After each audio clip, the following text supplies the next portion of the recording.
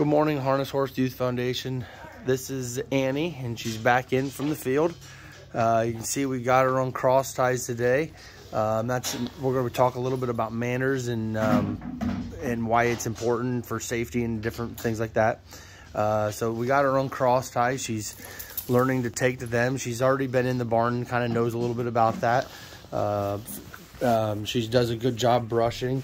So today I'm going to pick her feet up. You can see I barely put my hand right on the back of her ankle leg, and she picked it right up for me. Actually, we got a shoe she must have grabbed out in the field, so we're going to get that taken care of, and we'll talk about shoeing in the next video actually. But I'm going to go around and pick up all of her shoes or feet and show you just how easily she picks up her feet. That's very important for the blacksmith. We don't want them leaning on the blacksmith, jerking away from us, things like that. So you can see how well mannered she is in that sense.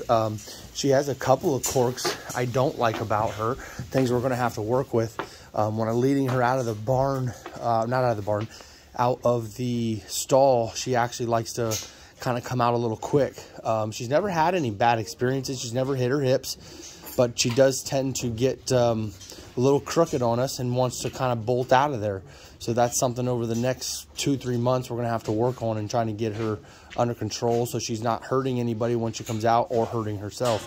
But other than that, she harnesses well. She stands on cross ties well. She obviously picks her feet up well. She's been shoeing well for the blacksmith.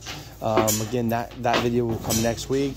And she doesn't really give us any bad habits, but when we do harness them, we don't want them kicking us. Some of them can be a little bit cinchy. She doesn't have any problem with that. When we throw a harness on, she takes to that perfectly. When you put the bit in her mouth, she takes to the bit well. Some horses don't. If they do have some problems with taking to the bit, you might have to check to make sure their mouth is dressed and there's no problems with the mouth. We do that. I do that a couple times a year, and actually they've all had their wolf teeth pulled and their teeth dressed very recently. So that is something that hopefully isn't a concern. And if they're still taking in the mouth, they probably just need a little bit of work with.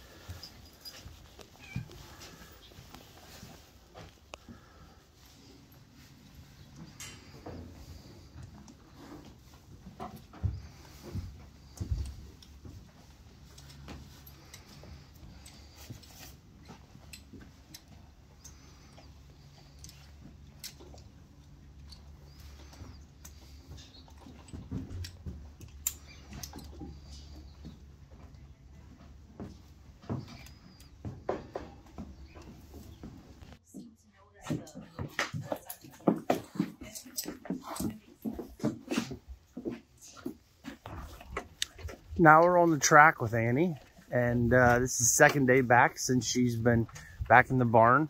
And when I get them on the track, I make them walk a little bit. I don't want them coming out here thinking they're going to be able to go as fast as they can and get their work done and go back in. So she's back out here. She's going to do a little walking, and then we'll ask her to go on, and hopefully she'll mind her manners, which is what we're talking about today. I want her to be fairly straight in the shaft. I want her to, be alert. I want her ears up. I want her alert, but I also want her to, I mean, she's allowed to play a little bit, and that's some people don't understand with young horses. You want them to have a little bit of spirit and a little bit of play. So manners, they have to be safe, but we also want them to have a little bit of spirit. So right now I'm going to talk to you about bit pressure, and that's part of manners. Is the horse rude? Is the horse hogging down? Is the horse pulling or on one line. Obviously, there's lots of different factors of something hurting them and pinching them. Could it be legs? Could it be mouth? But for the most part, when a baby comes in, a lot of times they are fairly straight and they don't have a lot of pressure at all. You can see right now this filly, there's a little bit of limberness to the lines, but it's also drawn taut enough. I can also control her. I can help her through some things. She's got her head placed just perfect. She's not pulling. She's not lunging down into the overcheck. She also doesn't have her head up in the air like some of the goofballs do. There's certain breeds that do that worse than others. Again, we don't know anything about the Dancing Yankee breeds exactly, so we just kind of have to play it by ear and see how that goes. But overall, I absolutely love the way she has got an awesome mouth on her, and the